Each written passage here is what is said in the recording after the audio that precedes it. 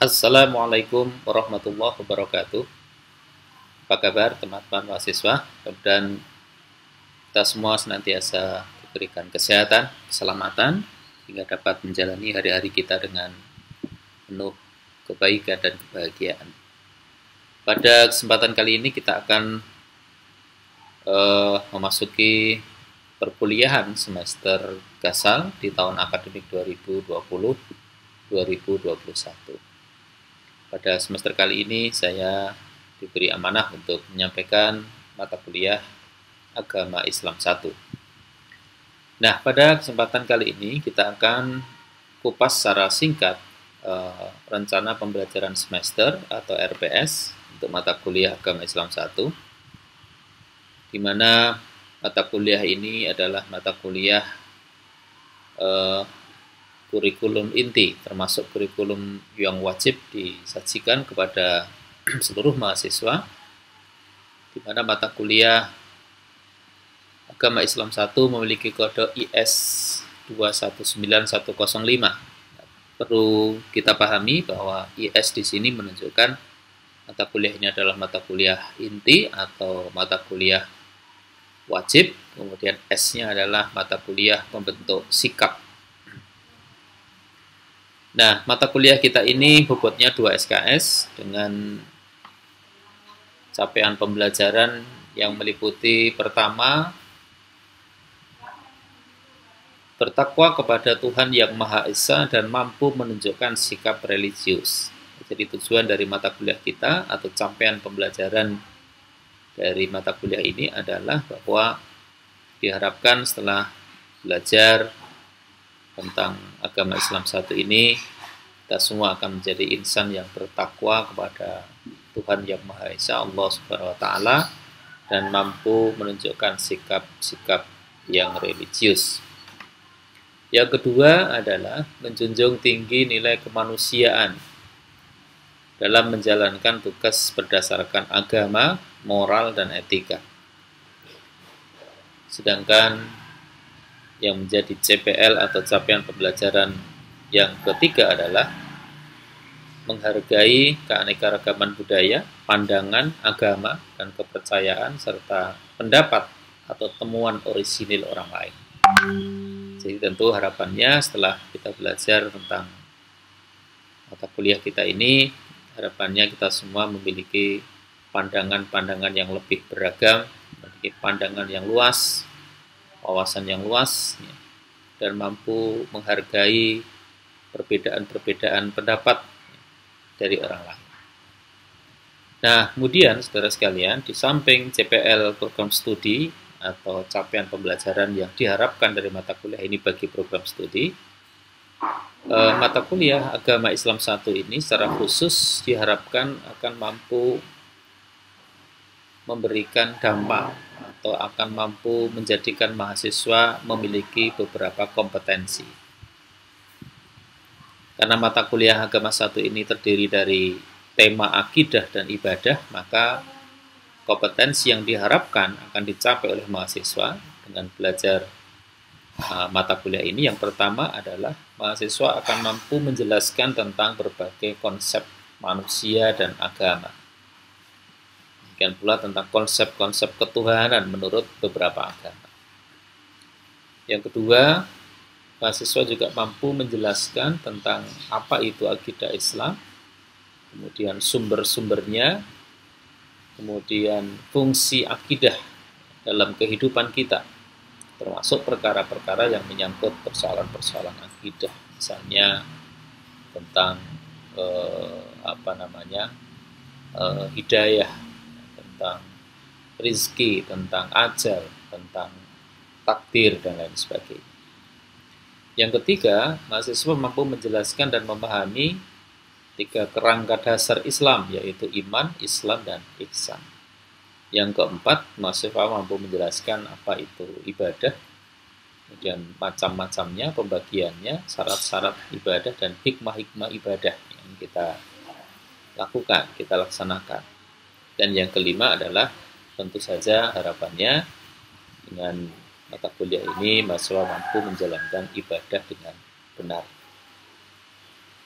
Nah, saudara sekalian, dari CPL-CPL yang tadi kita sebutkan, maka materi dari mata kuliah kita ini ada 11 bab ya.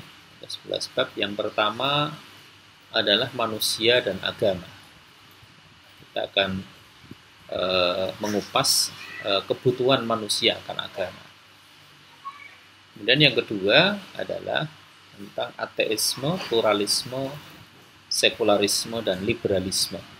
Bagaimana ini akidah atau ideologi yang barangkali sekarang sedang cukup banyak terdengar di lingkungan kita, di masyarakat kita.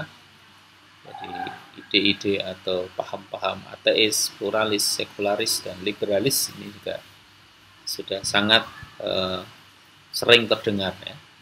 Bahkan MUI sudah memfatwakan tentang haramnya umat Islam itu mengikuti paham pluralisme, sekularisme, dan liberalisme.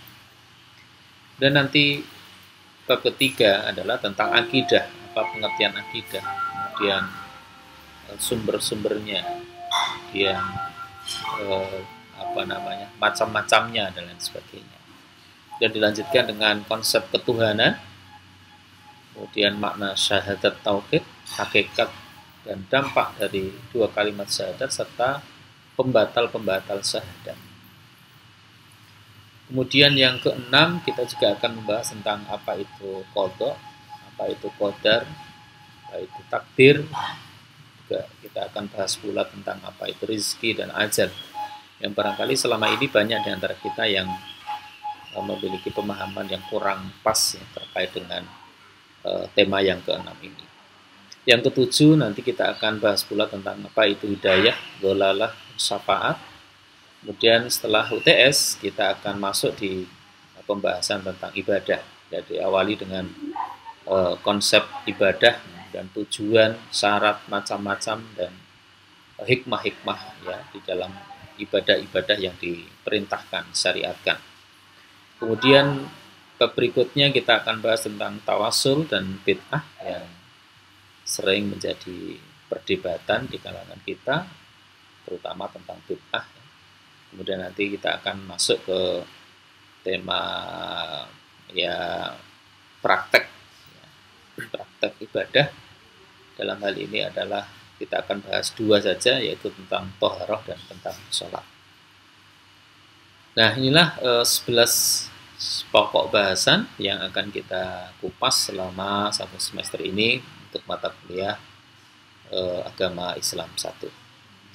Nah, berikutnya saudara sekalian, beberapa referensi yang dapat teman-teman gunakan. Yang pertama bukunya As-Segaf AR ya di 2010, judul bukunya Studi Islam Kontekstual.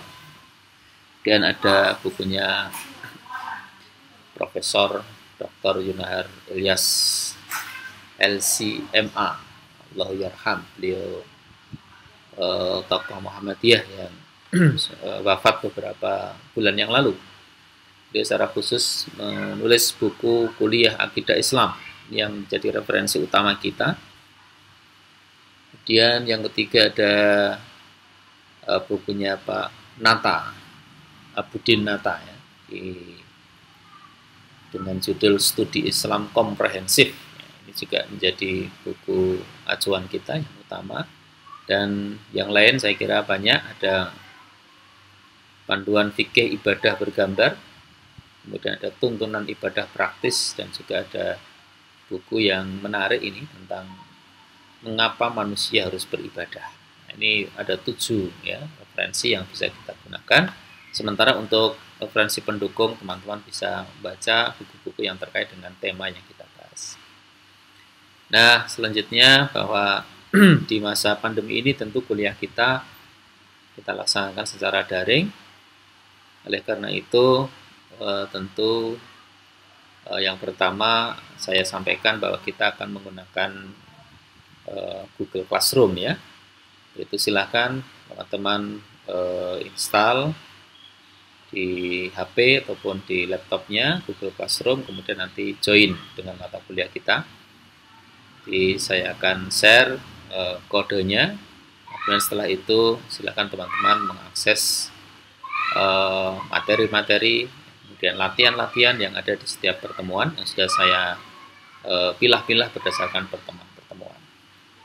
Kemudian untuk penilaiannya saya kira seperti biasa untuk nilai A itu skornya di atas 80, lebih besar sama dengan 80 ya. Dan untuk yang B 70 sampai 79, dan yang C 60 sampai 69 dan seterusnya dan seterusnya.